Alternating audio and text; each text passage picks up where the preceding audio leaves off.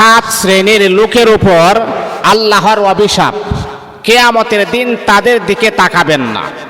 মনে রাখতে হবে, আল্লাহ পাক রব্বুল আলামিন যদি কিয়ামতের দিন তাদেরকে পবিত্র না করেন, তাদের দিকে না তাকান, তাহলে তারা তো এমনি ধ্বংস হয়ে যাবে।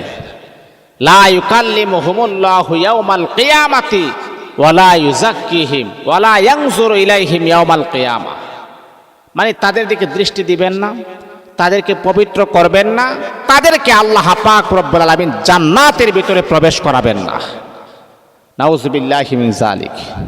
তাহলে বোঝা গেল সাত শ্রেণীর লোকের উপর আল্লাহর অভিশাপ, আল্লাহর গজব। যাদের দিকে আমার আল্লাহ তাকাবেন না, যাদেরকে পবিত্র করবেন না, যাদেরকে আমার আল্লাহ জান্নাতি বলে ঘোষণা করবেন না, তারা কারা? তাদের পরিচয় আজকে আমরা জানবো। এইরকম কপাল পোড়া কয়জন আছে বলেন তো? আহারে, দেখেন পৃথিবীর নিজামটা দেখেন, পৃথিবীর নিয়মটা আপনি দেখেন। এই পৃথিবীতে যদি আপনি একবার লস খেয়ে যান, ব্যবসা যদি আপনার একবার লস হয়ে যায়, তাহলে আরেকবার লাভবান হওয়ার সম্ভাবনা আছে। বা আবারও যদি আপনি লস খান, আবারও লাভবান হতে পারেন, একবার, দুইবার, তিনবার। তারপরে একটা মানুষ একটা সাকসেস বা একটা গন্তব্যস্থলে ওই মানুষটা পৌঁছতে পারে। কিন্তু কিয়ামতের ময়দানে যদি আপনি একবার লসের খাতায় পড়ে যান, তাহলে আপনারা আজীবন আর কখনো লাভবান হতে পারবেন না। আর ওই দিন, ওই কঠিন দিনে আল্লাহ পাক রব্বুল আলামিন আপনার দিকে তাকাবেন না, নজর দিবেন না, পবিত্র করবেন না, কথা বলবেন না। এটা কত ভয়ঙ্কর হতে পারে, যেই দিন কেউ কাহারও কোনো উপকারে আসবে না। এমন একটা দিন, যেই দিন মা তার সন্তানকে চিনবে না, সন্তান তার মাকে চিনবে না, স্ত্রী তার স্বামীকে চিনবে না। এমন একটা ভয়ঙ্কর দিন, আল্লাহ যদি আমাদের সাথী না হয়, রাসূল যদি আমাদের বন্ধু না হয়, তাহলে এর চাইতে বদনসিব আর পুরা কফাল আল্লাহর জমিনের ভিতরে দ্বিতীয় কেউ হতে পারে না। এই আল্লাহ পাক রব্বুল আলামিনের বাংলা বাংলার কথাগুলা দিলের কান লাগায় আপনি শুনেন।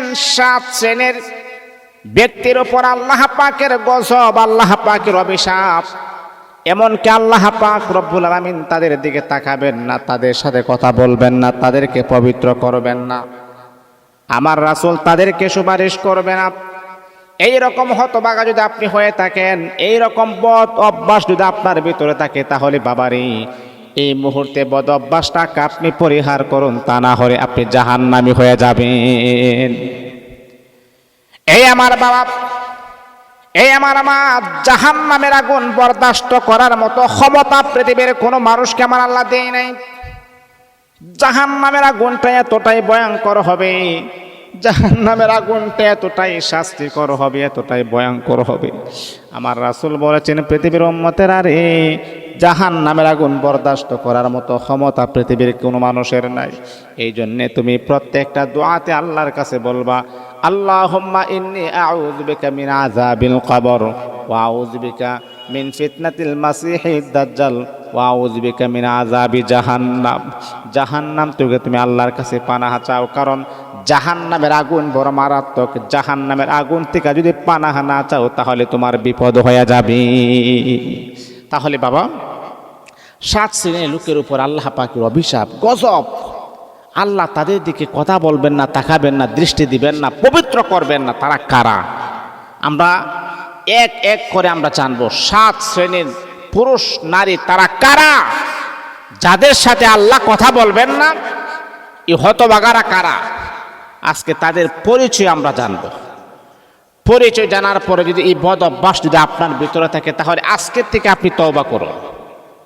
আজকে আপনি আল্লাহর কাছে পানাহ চান, আল্লাহ আমি অন্যায় করেছি, আল্লাহ আমি অপরাধ করেছি, আল্লাহ আমি তো গুনাহের সাথে জড়িত হয়ে গেছি, আল্লাহ তুমি আমাকে ক্ষমা করে দাও, আল্লাহ তুমি আমাকে মাফ করে দাও, আল্লাহ এইরকম বদ অভ্যাসের সাথে আমি আছি, আমার গুনাহগুলো তুমি ক্ষমা করে দাও।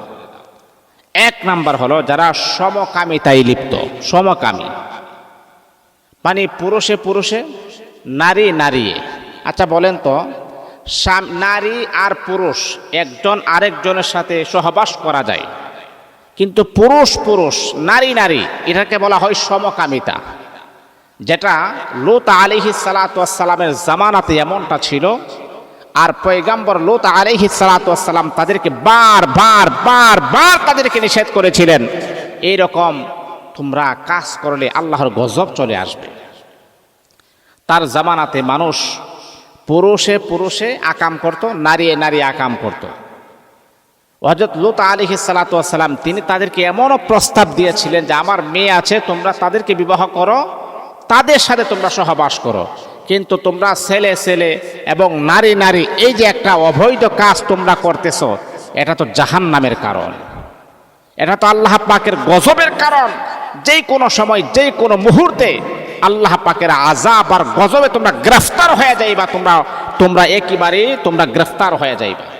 তারা মানে নাই।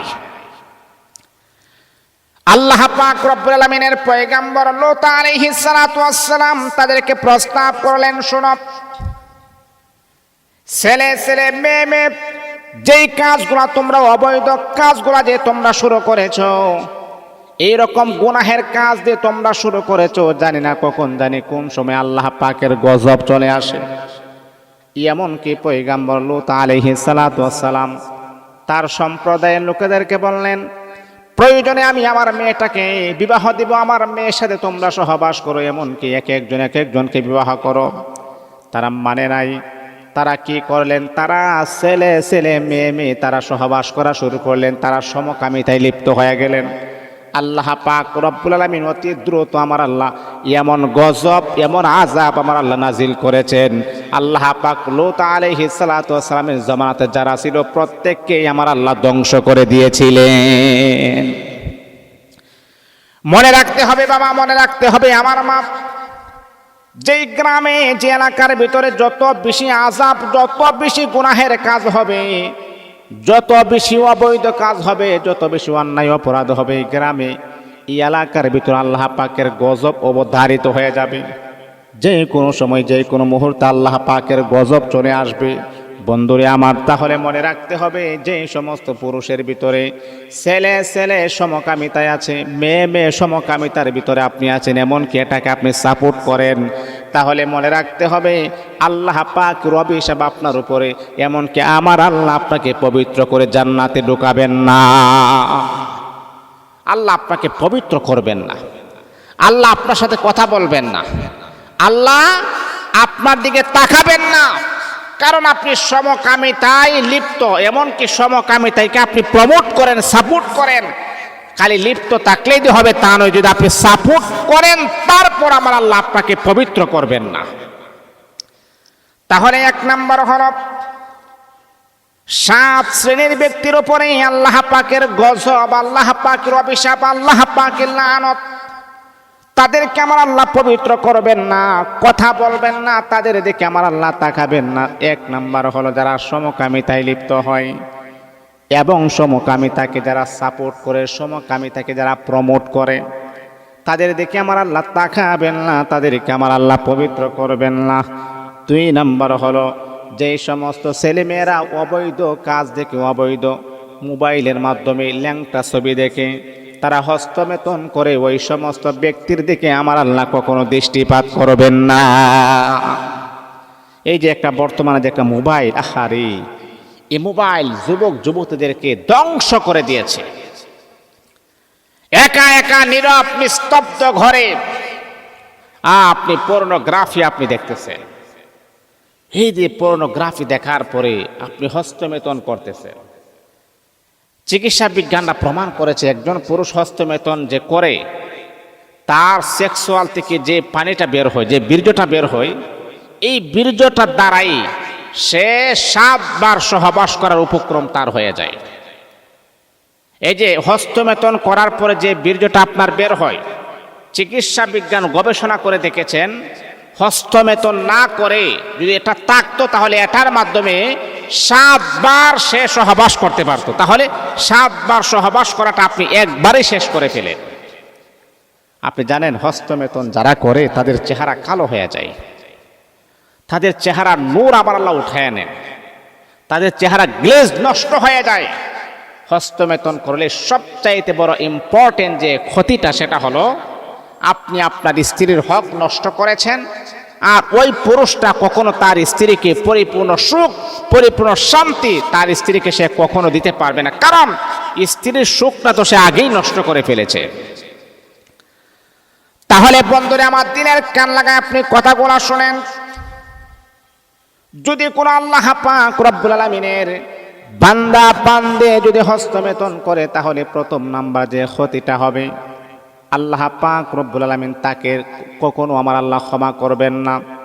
তার উপরে আল্লাহ পাকের গজব, অভিশাপ অবধারিত। আমার আল্লাহ কথা বলবেন না, আমার আল্লাহ পবিত্র করবেন না, দৃষ্টি দিবেন না। এটা তো হল আখিরাতের ক্ষতি। দুনিয়ার ক্ষতি হলো তার চেহারার লাবণ্যতা আমার আল্লাহ নষ্ট করে দিবেন, চেহারার সৌন্দর্য আমার আল্লাহ নষ্ট করে দিবেন। এমনকি তার শরীরের মধ্যে দুর্বলতা চলে আসবে, তার স্ত্রীকে পরিপূর্ণ তৃপ্তি, পরিপূর্ণ শান্তি সে দিতে পারবে না, যার কারণে তার স্ত্রী দেখবেন তাকে রেখে অন্য পুরুষের সাথে অবৈধ কাজে লিপ্ত হয়ে যাবে। এই জন্যে হস্তমেতন এটা মারাত্মক লেভেলের একটা অপরাধ, এটা কখনো করা যাবে না। এটা যদি আপনি করেন, আল্লাহর আযাব, আল্লাহর গজব, আল্লাহর অভিশাপ থেকে কেউ আপনাকে বাঁচাতে পারবে না। আরে দুনিয়াতে তো আপনার উপর অভিশাপ, চেহারা কালো হয়ে যায়, শরীর দুর্বল হয়ে যায়, তারপরে হচ্ছে আপনার এই যে গুনাহের কাজটা আপনি করতেছেন, মনের ভিতরে জ্বালা যন্ত্রণা সৃষ্টি হয়ে যায়। এই জন্যে যারা হস্তমেতন করে, আল্লাহ তাদের সাথে কথা বলবেন না, তাদের উপর আল্লাহ পাকের অভিশাপ, তাদের উপর আল্লাহ পাকের গজব যে কোনো সময়, যে কোনো মুহূর্তে পড়তে পারে। এটা হলো 2 নাম্বার। 3 নাম্বার হচ্ছে, অনেকে আছে জীব জন্তুর সাথে সঙ্গম করে, আছে না? অনেকে আছে জীব জন্তু, এই যে যারা মিডল ইস্টে আছেন বা যারা ইউরোপে আছেন, অনেক নারীরা আছে কুকুরের সাথে তারা সঙ্গম করে, কুকুরের সাথে তারা সহবাস করে। বা অনেক পুরুষও আছে তারা বিভিন্ন প্রকারের জীব জন্তুর সাথে তারা অবৈধ মেলামেশা করে, যেটা হারাম তো হারামই, আবার একটা জীব জন্তুর সাথে আপনি মেলামেশা করতেছেন, তাহলে আপনার উপরে গজব আসবে না? বলেন তো কিভাবে? এই যে একটা কাজ করতেছেন, যেটা আল্লাহ পাক বৈধ করেছেন, ছেলে মেয়ে, স্বামী স্ত্রী, যেটা বৈধ করেছেন, কিন্তু সেটা আপনি কি করলেন? একটা জীব জন্তুর উপর আপনি চড়াও হয়ে গেলেন, একটা জীব জন্তুর সাথে আপনি সহবাস করলেন, যেটা আল্লাহ পাকের বিধানে, ডিরেকশনে সরাসরি হারাম বলে ঘোষণা করেছেন, সেটাই আপনি করলেন। আর আল্লাহ পাকের সিদ্ধান্তটা আপনার পছন্দ হয় নাই, আপনি একটা আরেকটা জীব জন্তুর সাথে আপনি এই কাজ করেছেন। আল্লাহ পাকের গজব, আল্লাহ পাকের অভিশাপ যে কোনো মুহূর্তে, যে কোনো সময় আপনার উপরে পতিত হতে পারে। তাহলে আমার বন্ধুরা, দিলের কান লাগায় কথাগুলো শোনেন। আল্লাহ পাকের বিধান হলো, একজন ছেলে আর একজন মেয়ে যখন প্রাপ্তবয়স্ক যখন হয়ে যাবে, তখন তাদের জাবার কবুলের মাধ্যমে, বৈধতার মাধ্যমে তারা একজন আরেকজনের সাথে সহবাস করবে। এটা হলো আল্লাহ পাকের সিদ্ধান্ত। কিন্তু বন্ধুরে আমার, আপনি আল্লাহ পাকের সিদ্ধান্তটাকে আপনি মানলেন না, আপনি কি করলেন? জীব জন্তুর সাথে আপনি সঙ্গম করলেন, জীব জন্তুর সাথে আপনি সহবাস করলেন। এটার দ্বারাতে বোঝালেন আল্লাহ পাকের সিদ্ধান্ত আমার পছন্দ হয় নাই, আমার ভালোবাসা হয় না, আমার ভালো লাগে নাই।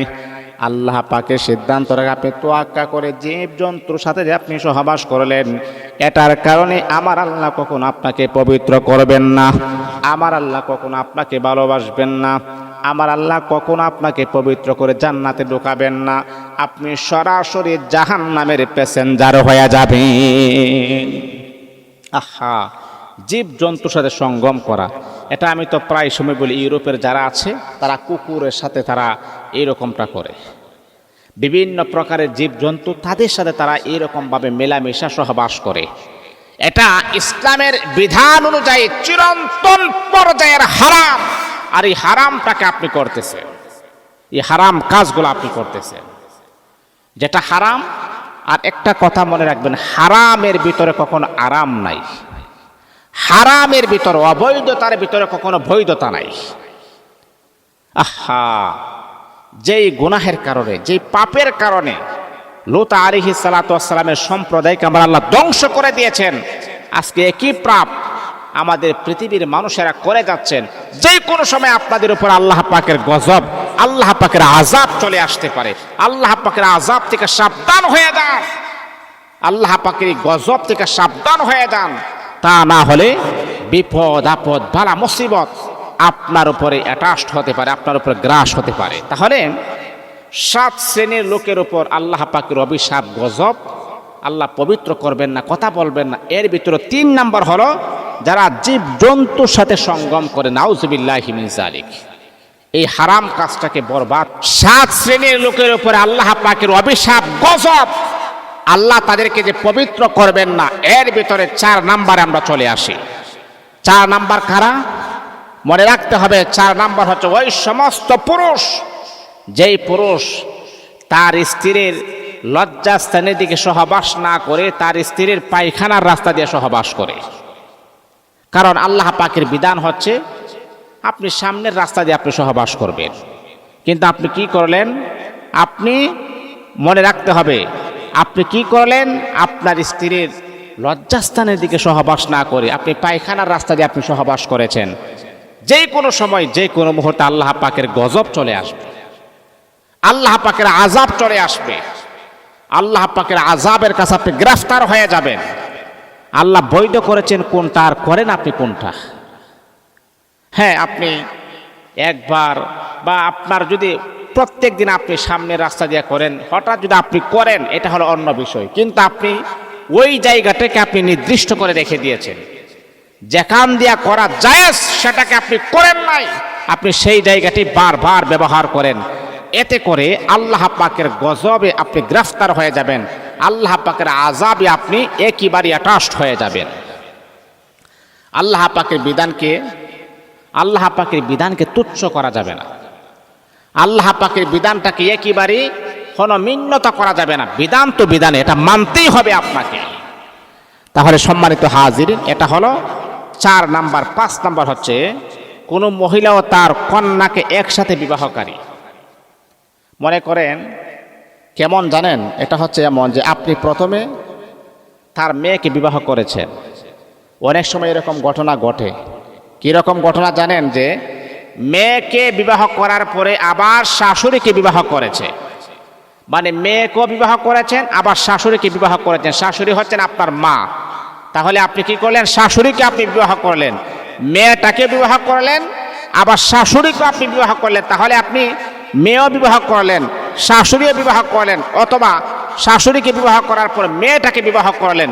এটা চিরন্তন পর্যায়ে হারাম, কারণ কন্যা এবং মেয়ে দুজনকে একসাথে রাখার বিধান ইসলামে কখনো প্রমোট করে না। এই আল্লাহ পাক রব্বুল আলামিনের বান্দা শোনো, এমনকি 2 বোনকে একসাথে রাখা ইসলামে হারাম হারাম হারাম বলে ঘোষণা করেছেন। এখন আপনি বলতে পারবেন হুজুর তাহলে তাহলে উসমান আলাইহিস সালাতু ওয়াস সালাম, যাকে জিন্নুরাইন বলা হয়, 2 নূরের অধিকারী হযরত উসমান গনি রাদিয়াল্লাহু তাআলা আনহু, ওই সাহাবী তো আল্লাহর হাবিবের 2টা মেয়েকে বিবাহ করেছিলেন। এখন আপনি বলতেছেন জায়েজ নাই, কিন্তু বিশ্বনবী তো তার 2টা কন্যাকে উসমান গনির কাছে বিবাহ দিয়েছিলেন। তাহলে ওই সময় কিভাবে জায়েজ ছিল? বন্ধুরে আমার, আপনি জানেননি উসমান গনি বিবাহ করেছিলেন কিভাবে? আল্লাহর হাবিবের একটা মেয়েকে বিবাহ দেওয়ার পরে যখন ওই মেয়েটা যখন মারা যায়, তখন আল্লাহর হাবিব আর একটা মেয়েকে উসমান গনির কাছে বিবাহ দিয়েছিলেন। একজন মারা যাওয়ার পর আরেকজনকে বিবাহ করতে পারবেন, এই রেওয়াজ তো এখন আমাদের দেশেও আছে। মনে করেন বড় বোন মারা গেছে, তখন বড় বোন মারা যাওয়ার পরে ছোট বোনকে আবার তার কাছে বিবাহ দেওয়া হয়েছে। তো উসমান গনির বিষয়টা এমনই ছিল। কিন্তু হ্যাঁ, জীবিত থাকা অবস্থায় 2 বোনকে একসাথে রাখবেন, এটা ইসলাম কখনো সমর্থন করে না। আবার এর চাইতে বড়, সবচাইতে বাজে হলো মেয়েকেও বিবাহ করলেন, মাকে বিবাহ করলেন, অথবা মাকে বিবাহ করলেন, মেয়েকে বিবাহ করলেন। যে কোনো সময় আল্লাহ পাকের গজবের সম্মুখীন আপনি হতে পারেন, আল্লাহ পাকের আযাবের সম্মুখীন আপনি হতে পারেন। এই কাজ কখনো করবেন না। মেয়ে মা 2 জনকে একসাথে বিবাহ করবেন না। আরে আলাদাভাবে বিবাহ করা হারাম। সে তো আপনার মা, মাকে কি সন্তান বিবাহ করতে পারে? এই কাজ যদি আপনি করেন, যে কোনো মুহূর্তে যে কোনো সময় আল্লাহ পাকের গজব, আল্লাহ পাকের আযাবের সম্মুখীন আপনি হয়ে যাবেন। কেউ আপনাকে এই গজব থেকে, আযাব থেকে আপনাকে বাঁচাতে পারবে না। এটা হলো আপনার 5 নাম্বার। 6 নাম্বার হচ্ছে প্রতিবেশীর স্ত্রীর সাথে ব্যভিচার করা, মানে প্রতিবেশীর স্ত্রীর সাথে ব্যভিচারে লিপ্ত হওয়া। যেমন আপনার বাড়ির সাথে আর কয়েকজনের বাড়ি আছে, তারা হচ্ছে আপনার প্রতিবেশী। ওলি জারিকা আলাইকা হাক্কুন, পাড়া প্রতিবেশীর একটা হক আছে না, হক। তা আপনি দেখলেন আপনার পাশের বাড়ি একজন প্রতিবেশী আছে, প্রতিবেশীর যে স্বামী উনি তাকে প্রবাসে থাকে, বিদেশ থাকে, কিন্তু মেয়েটা অত্যন্ত সুন্দরী, রূপসী। স্বামী বিদেশ যাওয়াতে আপনি চিন্তা করলেন তার স্বামী যেহেতু নাই, তার সাথে আমি একটু রং তামাশা করি, সময় কাটাই, ভাইল ধরি, তার সাথে যদি আমার মিল মোহাব্বত হয়ে যায় তাহলে তার সাথে আমি সহবাস করতে পারবো। এটাকে বলা হয় পরকীয়া। আপনি জানেন পরকীয়া কত বড় গুনাহ? বিবাহিত পুরুষ, বিবাহিত নারী যদি পরকীয়া করে তাহলে তাকে কি করা? তাকে কি করা বলেন তো? তাকে পুরুষ হইলে, একজন পুরুষ হইলে তাকে এই যে নাভি পর্যন্ত পুঁতে পাথর দ্বারা তাকে দুনিয়া থেকে বিদায় করে দেওয়া। আর মহিলা হলে এই যে বুক পর্যন্ত গেঁথে পাথর দ্বারা তাকে নিক্ষেপ করে দুনিয়া থেকে বিদায় করে দেওয়া। বিবাহিত পুরুষ বিবাহিত নারী জেনা করলে। আজকে আমাদের সমাজে এটা একটা আধুনিকতার ছোঁয়া হয়ে গেছে। পরকীয়া করে কেউ বাধা দেয় না, জানে পরকীয়া করে, তারপর কেউ কোনো কথা বলে না, বাধা দেয় না। আপনি জানেন এই জঘন্যতম গুনাহের কাজ করার পরও, সরাসরি আপনি জানার পরেও যদি আপনি বাধা প্রদান না করেন, এই গজবের সম্মুখীন আপনি নিজেও কিন্তু হয়ে যাবেন। বন্ধুরে আমার শোনো, যারা বিবাহিত পুরুষ বিবাহিত নারী যারা পরকীয়াতে লিপ্ত হন, যেই কোনো সময় আল্লাহ পাকের গজবের সম্মুখীন আপনি হয়ে যাবেন। আল্লাহ পাকের আযাবে গ্রেফতার আপনি হয়ে যাবেন। মনে রাখতে হবে যারা পরকীয়া করে আল্লাহ পাক রব্বুল আলামিন তাদের ঘরের ভিতরে আমার আল্লাহ অভাব অনটন লেগেই রাখেন। তার কামাই রুজির ভিতরে বরকত হয় না, তার মনের ভিতরে শান্তি হয় না। ওই তো সুন্দর ঘরের ভিতরে স্ত্রী থাকার পরও যে পুরুষ অন্য নারীর সাথে পরকীয়াতে লিপ্ত হয়, আর বিশেষ করে তার পাড়া প্রতিবেশীর স্ত্রীর সাথে যখন সে পরকীয়া করে, আল্লাহ পাক যে কোনো সময় তার উপরে গজব নাজিল করতে পারে। এটাই বলেছেন যে প্রতিবেশীর স্ত্রীর সাথে ব্যভিচারে লিপ্ত হইলে আল্লাহ পাকের গজব, আল্লাহ পাকের আযাব, আল্লাহ পাকের অভিশাপ তার উপরে পড়ার সম্ভাবনা রয়েছে। আর ওই সমস্ত ব্যভিচারী পুরুষের সাথে আমার আল্লাহ কখনো কথা বলবেন না, দৃষ্টি দিবেন না, তাকে পবিত্র করবেন না, তাকে জান্নাতি বলে ঘোষণা করবেন না, তার ঠিকানা হয়ে যাবে জাহান্নামের ভিতরে। বাবারি, পরকীয়া করবেন না। এটা আসলে একটা, এই পরকীয়ার পিছনে আজকে আমাদের গোটা বাংলাদেশের ভিতরে পরকীয়ার একটা লাভ হয়ে গেছে, একটা প্রতিযোগিতা হয়ে গেছে। এই যে একটা মেয়েকে বিবাহ করার পর গতকালকে রাত্র আমার কাছে এরকম একটা কিছু প্রেশন আসছে যে স্বামী বিবাহ করেছে মাত্র 7 থেকে 8 মাস হয়েছে। কয় মাস? মানে 7 থেকে 8 মাস হয়েছে। হুজুর, স্বামী তো ওর কথা শুনে না, স্বামী ওর সাথে মোবাইলে কথাও বলে না। কেন হুজুর জানি না। পরে নাম ঠিকানা ডকুমেন্টগুলো আমি নিলাম, নেওয়ার পরে যখন আমি চেক আপ করলাম, দেখতেছি এই যে পুরুষটা ঘরের ভিতরে স্ত্রী থাকার পরও এই পুরুষটা 7-8টা মেয়ের সাথে তার অবৈধ সম্পর্ক আছে, পরকীয়াতে লিপ্ত আছে।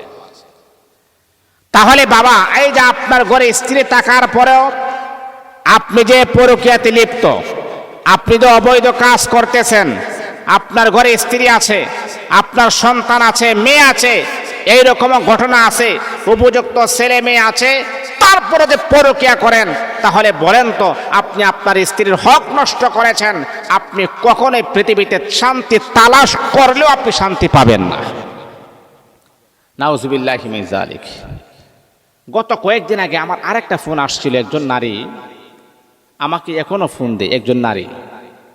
এই নারীটার বয়সটা না হলে 55 থেকে 54 বছর, আমাকে বলছে 55 বছর। নারীর স্বামীর বয়স ধরে না 65 হবে, 60-65 হবে। তো অনেক পুরুষ আছে আবার কি জানেন, ইয়াং, মানে বয়স হইল, তার বয়সটা এতটা ধরা যায় না, তার বয়সটা এতটা ধরা যায় না। ওই নারীটা কথা বলার আগে কান্না শুরু করছেন। আমি বলছি, মা আপনি আমার কথাগুলা বলেন, আপনি বলেন, আপনি তো কান্না করলে আপনার কথা তো আমি শুনবো না বা বুঝতে পারবো না। তা বলতেছে, হুজুর আমি আপনাকে কি বলবো, শরমের কথা, লজ্জার কথা, যে কথাগুলা কাহারো কাছে বলতেও পারি না, সইতেও পারি না। তো কি? হুজুর আমার স্বামী তো পরকীয়াতে লিপ্ত। তা আমি বললাম, এটা তো আসলে দেশে চলছে, পরকীয়াতে লিপ্ত, এখন এটা নিয়ে তো কান্না করার কোনো কারণ নেই, আল্লাহর কাছে দোয়া করেন। দেশের কালচারও তো এমন হয়ে গেছে। হুজুর পরকীয়া করা তো কোনো সমস্যা আমি মনে করতেছি না, কিন্তু জানেন সবচাইতে বড় সমস্যা কি? আবার নিজের আপন ছেলের বউর সাথে পরকীয়া করে, মানে শ্বশুর তার পুতের বউর সাথে পরকীয়া করে। নাউজুবিল্লাহ পড়বেন না? আল্লাহর কসমকে বলে, যে বুকে হাত দিয়ে বলি, আমার বুকে 30 পারা কোরআন আছে, একটা কথা আমি মিথ্যা বললাম না। মহিলাটা কান্না শুরু করলেন, হুজুর আপনি জানেন না আমার ছেলে সিঙ্গাপুরে আছে, আমার স্বামী ছেলের বউর সাথে পরকীয়া করে, অবৈধ মিলামেশা পর্যন্ত তারা করে। তাহলে বলেন তো হুজুর এটা আমি কিভাবে সহ্য করব? রাতের বেলা ঘুমাইতে পারি না, তাহাজ্জুদের নামাজের মুসল্লায় বিছাইয়া শুধু চোখের পানি ছেড়ে দিয়ে আর কান্না করি, হারে কি হইতেছে, হারে কি হইতেছে। হুজুর আমি তাকে বাধা প্রদান করি, আমি তাকে কয়েকবার বাধা প্রদান করার পর সে আমার উপর আঘাত করে, এমনকি আঘাতের চিহ্নগুলা পর্যন্ত আমাকে দেখিয়েছে। এই যে দেখুন হুজুর গালের মাঝে কি পরিমাণ আঘাত করতেছে, কি পরিমাণ আমাকে কষ্ট দেয়, কি পরিমাণ আমার উপরে অ্যাক্সেস করা হয়, কি পরিমাণ আমার উপর আঘাত করা হয়। আমি বললাম, কেন, কি কারণে এমনটা কেন করা হইতেছে, কি কারণে আপনার সাথে এমনটা কেন করা হচ্ছে, কারণটা কি? বলে হুজুর আমি তাকে বাধা প্রদান করার কারণে সে আমাকে এরকম আঘাত করা শুরু করে। ওই নারীটা কান্না করে। তাহলে বন্ধুরা আমার শুনেন, একজন স্ত্রী যখন জানতে পারে আমার স্বামী পরকীয়া করে, আবার সে জানে যে আমার ছেলের বউর সাথে পরকীয়া করে, তাহলে এই মাটা কিভাবে ঘুমাইতে পারে বলেন তো? আরে ওই পুরুষ, তুমিও কেমন পুরুষ, তুমিও কেমন পুরুষ, তুমিও কেমন পুরুষ, তোমার ঘরে স্ত্রী থাকার পরও তুমি তোমার ছেলের বউর সাথে পরকীয়া করো, তুমি তোমার ছেলের হক নষ্ট করেছো। পুতের বউ মানে তোমার নিজের মেয়ে, এর মানে হলো তুমি তোমার নিজের মেয়ের সাথে তুমি পরকীয়া করতেছো। আল্লাহ পাকের গজব, আল্লাহ পাকের আযাব যে কোনো মুহূর্তে আপনার উপরে পড়ার সম্ভাবনা রয়েছে। চিন্তা করছেন, ছেলের বউ মানে কি নিজের মেয়ে। আমার এই ঘটনা শোনার পর আমি নিজে অবাক হয়ে গেলাম, হতভম্ব হয়ে গেলাম। আমরা কোন যুগে আমরা বসবাস করতেছি, আমরা কোন দেশে আমরা বসবাস করতেছি। নাউযুবিল্লাহি মিন যালিক। তাহলে এটা হলো আপনার 6 নাম্বার, প্রতিবেশীর স্ত্রীর সাথে যদি আপনি পরকীয়া করেন, প্রতিবেশীর স্ত্রীর সাথে যদি আপনি অবৈধ মিলামেশা যদি আপনি করেন, আল্লাহ পাকের গজব আপনার উপরে পড়বে, আল্লাহ পাকের আযাব আপনার উপরে পড়বে। যে কোনো মুহূর্তে আল্লাহ পাকের আযাবে গ্রেফতার আপনি হয়ে যাবেন। আর কিয়ামতের মাঠে আল্লাহ পাক আপনাকে সুপারিশ করবে না, আল্লাহ আপনাকে জান্নাত দিবে না, আল্লাহ আপনার দিকে তাকাবেন না, আল্লাহ আপনাকে পবিত্র করবেন না। কারণ এইরকম নাপাক অপবিত্র লোককে আমার আল্লাহ কখনো পবিত্র করবেন না। এই দিকে অবশ্যই আমাদেরকে সচেতন থাকতে হবে, খেয়াল রাখতে হবে। এটা হলো 6 নাম্বার। 7 নাম্বার হচ্ছে 7 শ্রেণীর লোকের উপর আল্লাহর গজব, অভিশাপ, এবং তাদের দিকে তাকাবেন না। এর ভিতরে 7 নাম্বার, প্রতিবেশীকে এমন কষ্টদানকারী যে যার কারণে সে তাকে অভিশাপ দেয়। মনে করেন, এটা তো সহজেই বুঝতে পারছেন, আপনার প্রতিবেশী আপনার এলাকা, আপনার ক্ষমতা আছে, আপনার পাওয়ার আছে, আপনার জনবল আছে, আপনার টাকা আছে, কিন্তু আপনি এমন একজন ব্যক্তি, আপনার প্রতিবেশীকে আপনি এমন হারে আপনি কষ্ট দিয়েছেন, এমনভাবে তাকে আপনি যন্ত্রণা দিয়েছেন, এমনভাবে কষ্ট দেওয়ার পরে সেই প্রতিবেশী আপনার জন্য আল্লাহর কাছে 2টা হাত বাড়িয়ে আপনার বিরুদ্ধে নালিশ করে। আপনি কেমন প্রতিবেশী, আপনার বিরুদ্ধে আল্লাহর কাছে বিচার দেয়। যখন তাকে শাস্তি দেওয়া শুরু করেন, তাকে যখন আপনি কষ্ট প্রয়োগ করা শুরু করেন, ওই লোকটা চিন্তা করে, হারে আমার তো কেউ নাই, কোনো টাকা নাই, কোনো পয়সা নাই, কোনো ক্ষমতা নাই, তার সাথে তো আমি কোনোভাবে আমি পারবো না। ওই লোকটা নীরবে আল্লাহ পাক রব্বুল আলামিনের কাছে চোখের পানি ছেড়ে দিয়ে কান্না করে আর বলে, আল্লাহ ও মালিক, আমি একেবারে নিরহই, আমি একেবারে জীর্ণ শীর্ণ, আমার কোনো টাকা পয়সা ধন সম্পদ বলতে কোনো কিছু নাই। আল্লাহ, ওই মানুষটা যেই কোনো মুহূর্তে আমাকে এসে কষ্ট প্রদান করে, তার কষ্ট আর আমি সহ্য করতে পারি না। দুইটা হাত বাড়াইয়া যখন আপনার জন্য যখন বদদুয়া করে, আপনি জানেন রে বাবা, মাজলুমের বদদুয়া, মাজলুম যখন আল্লাহ তাআলার কাছে যখন বদদুয়া দেই, আকাশ আর জমিনের মাঝখানে কোনো পার্টিশন থাকে না, ডাইরেক্ট আমার আল্লাহ মাজলুমের দোয়াটা কবুল করে নেই। মাজলুমের দোয়া, সেটা বদদুয়া হোক আর সেটা দোয়া হোক, আল্লাহ সাথে সাথে কবুল করে নেবেন। এই জন্য মাজলুমের বদদুয়া থেকে বাঁচতে হবে আমাদেরকে, তা না হলে ধ্বংস হয়ে যাবেন, চূর্ণ বিচূর্ণ হয়ে যাবেন, দুনিয়াও হারাবেন, পরকাল আপনি হারিয়ে ফেলবেন। এই জন্য মাজলুমের বদদুয়া থেকে বাঁচতে হবে। মাজলুমের বদদুয়া থেকে যদি না বাঁচেন, বিপদ আপনার উপরে অবধারিত, বিপদ আপনার উপর যে কোনো সময় আপনার উপরে চলে আসবে। এই জন্যে 7 শ্রেণীর লোকের উপর আল্লাহ পাকের গজব অভিশাপ চলে আসে। আল্লাহ আমাদের সবাইকে বোঝার তৌফিক দান করুন।